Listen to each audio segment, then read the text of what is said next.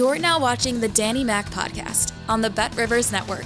It's never fun to simply watch your team play out the string when they can't find their way out of the tunnel, but God, it's even worse when they look like they are setting football back decades offensively again. Thank you for joining me. I'm Dan McNeil, and I am going to try and keep this as positive as I can, so maybe I'll talk about something other than what we've seen from the Bears this year. And my God, was I thinking about the difference a few weeks make, and how after the bye it was looking so rosy for the Bears, turning it around at 4-2 after the London date against the Jaguars. And man, their first game of the year at Soldier Field against the Titans was a struggle, but they muscled out a win. And their last game of the year at home against the Seahawks, the 6-3 taffy pull, was just dreadful from start to finish. And Caleb Williams' fingerprints are all over the abortion. There's no getting around it. He was dreadful. And one of the questions that now has to be asked is one I thought we were away from that gave reason to have hope. Is Caleb Williams going to hurt their chances of recruiting the best offensive head coach potentially? Is his slump, and you can call it a slump, that's what it was. He was dreadful against Minnesota, and he was awful against Seattle. What happened in the middle? He had a good second half in week 15. Yay, rah, Caleb. They finished with 70-some passing yards after you subtract the yardage lost in 7 sacks. He's the 4th most sacked quarterback in NFL history. And I wonder, the more we see of him, are we going to start wondering? I'm wondering that today, and here I am wondering aloud. Is it Ben Johnson? You know, if Ben Johnson is seriously going to consider the Bears' job, he has to believe in Caleb Williams. That's the one thing that is saving this job. Any coach who thinks he can win with a quarterback is going to be willing to bite the bullet on other issues, like an offensive line that consistently and chronically sucks, like not having a pass rush. Again, if you have a quarterback who gives you a reason to be real hopeful about the future, those things don't seem as significant. But as Williams plays so bad of late, Ben Johnson or whomever is going to say, nah, I'm not convinced. 6 quarterbacks were taken in the first 12 back in April. Williams went 1, Jaden Daniels 2, Drake May 3. If you were to redraft them today, Daniels would go first.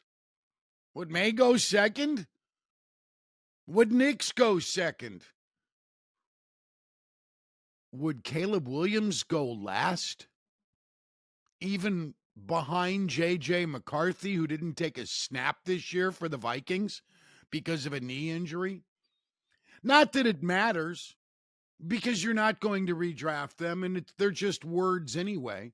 But they are important things to consider when you look at how critical the hire of the next head coach is. If this kid is really the Messiah, they got to get this right.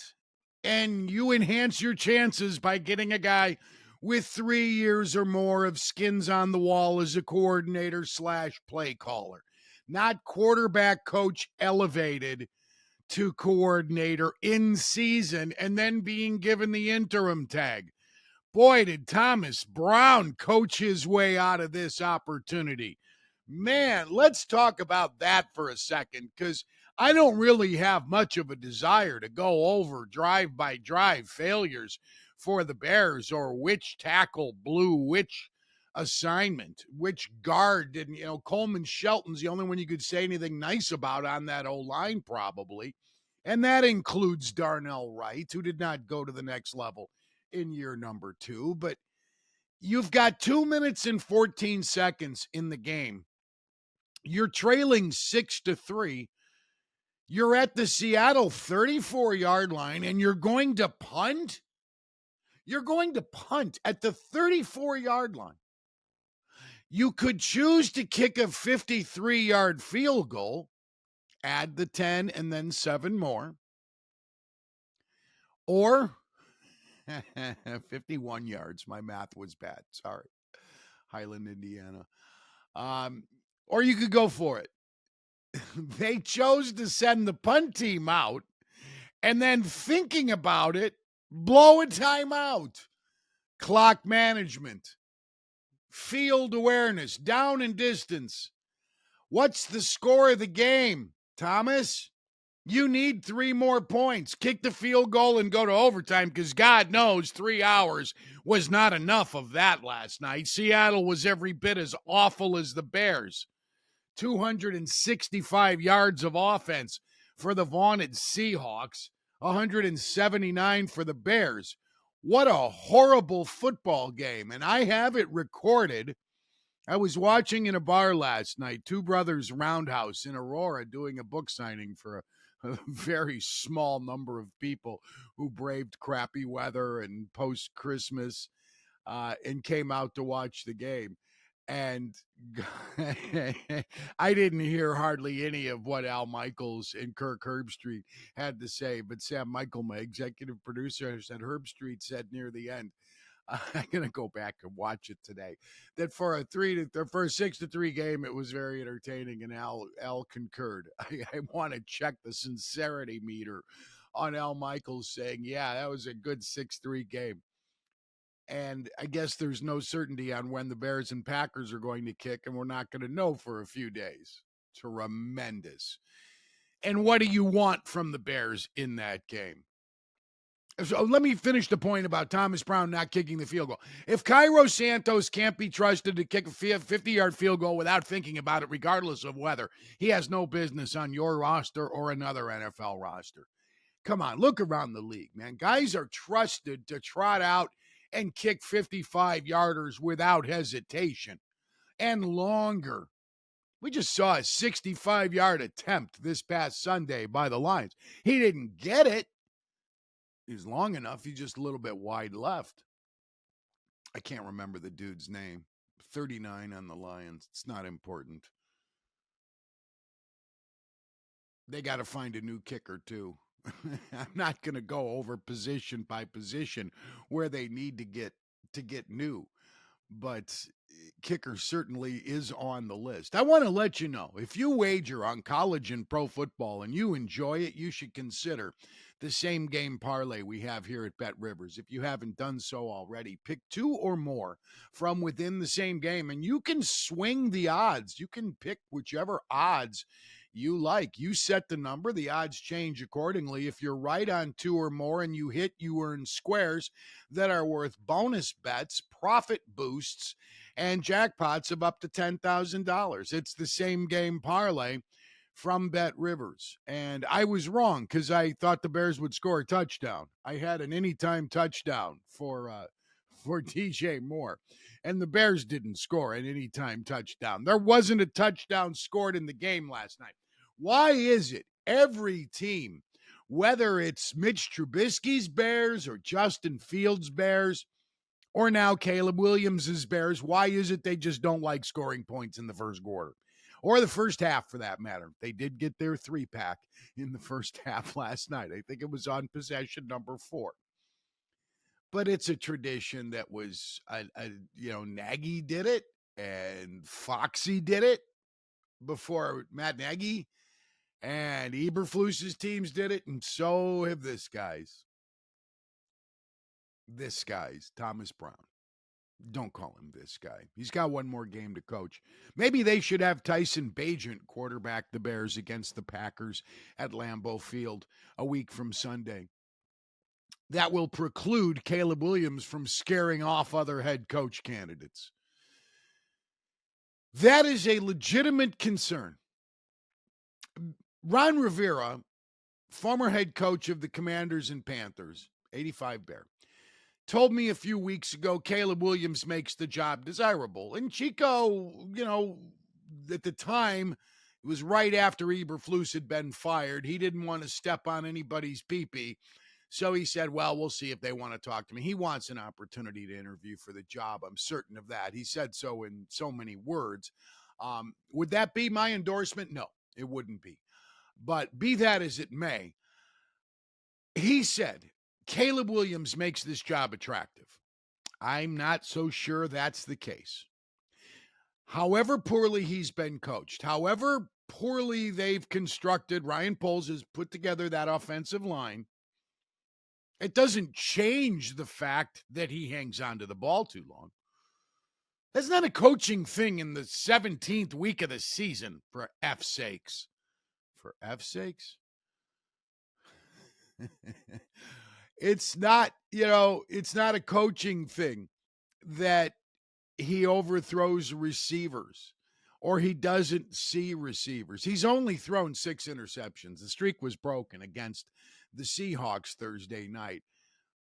Is that a great thing? I mean, the low turnovers, sure, you want to, not give the opponent the ball. You don't want to be reckless, but he also has taken way too many sacks. David Carr, by the way, has 2 of the top 4, 2 of the top 3 career marks for most sacks. I mentioned Williams is 4th all time. Carr has the most and the 3rd most time sacked in a season. Their defense has been brutal. Montez Sweat got a sack last night because Geno Smith, the comeback player of the year 2 years ago, slipped. Sweat was first to touch up. They need help on the defensive line next year. They need a better linebacker than Tremaine Edmonds has been. I thought he had a good first year with the Bears. Not so much the case this year. Their secondary, which I still think is a strength. Tyreek Stevenson had some really bad moments. And when you look at the Hail Mary, maybe that's when this thing fell apart for the Bears. It's shocking to me that a team can be that fragile and let an entire season unravel because of one loss and 2 terrible plays. But that seems to be the case. They got to get more from Jalen Johnson, and they got to get less of him talking. Less talking, more playing. I thought that Kyler Gordon acquitted himself nicely after returning from the injuries, and he's been a consistent performer. He had a pick last night, but it didn't count as a pick. You think the Bears score and have a touchdown and a lead, and they don't.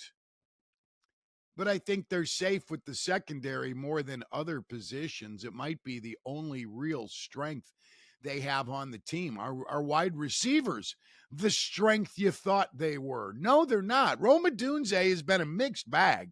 Another bad drop last night. He's been their 3rd option. Williams has gone to DJ Moore and Keenan Allen way more. And will the Bears re-sign Keenan Allen? Should they re-sign him? I don't know if the answer is yes. I think he's been productive this year. But the dude is old and injury prone, and those are realities. It's not a character assassination saying he's injury prone. He gets hurt a lot. He has since college. I mean, he has an orthopedic history that rivals mine. It's not good. So I don't know if that's a strength the way we thought it was. Cole Kmet not targeted. Another guy with a podcast. Boy, Olin Kreutz has been funny on that. Maybe we can find out the answers in the podcasts these guys do. Forget the weight room. Let's just talk. Talk.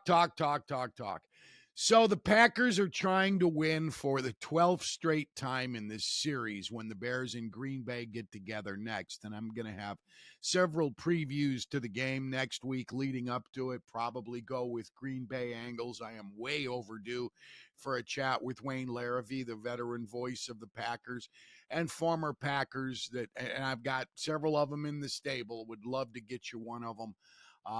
One of the bigger names next week. Chuck Cecil, potentially, if he's not busy headbutting people who are wearing a helmet when he isn't. Ooh, don't do that. If you're not already a CTE suspect you're going to be continuing to do that. But I'll have Green Bay and Chicago stuff. Matt LaFleur is clean against the Bears. So is Jordan Love, 3-0. LaFleur is 11-0. The Bears have lost 11 straight. I mean, you know the story. Since 92, when they got Brett Favre, it's been, and they split that year, Ditka's final year. They also split in Wanstead's first year in 93. And then Dave lost 10 in a row to the Packers before he was shown the door. Lovie Smith started strong against Green Bay, won 7 of his first 10, but he also wound up with a losing record against the Packers, 8-11. The reason it's an odd number is because of the NFC Championship game, which went to the Packers, because of Bears' cheapness. They didn't want to sign Mark Bulger to be an insurance policy for Jake Cutler. Jay Cutler, I don't know if you'd say he was injury prone, but Mike Martz wanted to spend $1 million on his backup. Bears said no. So Caleb Haney played in the second half of that NFC Championship game. Things you learn in I Bear Witness. If you have $25 for a copy, here's a clue, Dan. Don't write a book about a team when it's amidst a 10 or 11 game losing streak. Timing is everything.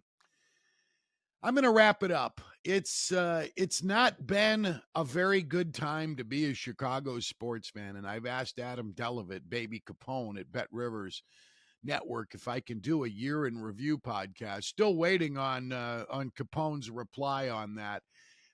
Not just in terms of what's happened on the field, but also a look back at those whose lives ended in 2024, and late in the year, we took a couple of big blows, Chicago sports fans, especially baby boomers, after the passing of Bob Love, the legendary Chicago Bull, and former White Sox third baseman and announcer Bill Melton in more recent days.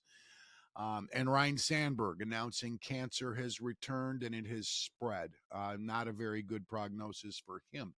So I'm hoping Dell green lights me on a year in review, because there's so much to talk about, right, with these Chicago sports teams, and more questions emerging out of the 6-3 loss to Seattle than answers. Questions now about the quarterback: 16 of 28, 70-some passing yards, 7 more sacks, missing receivers.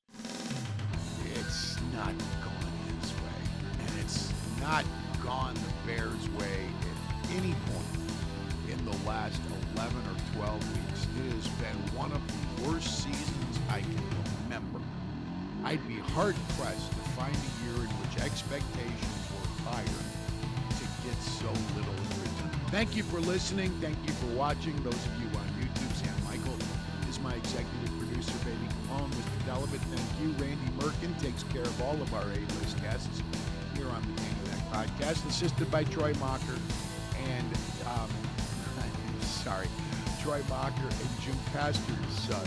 Why am I not remembering Alex's first name? It's Jim Pastor's son, Alex. Thanks for listening. I'm Dan McNeil. Have a great weekend.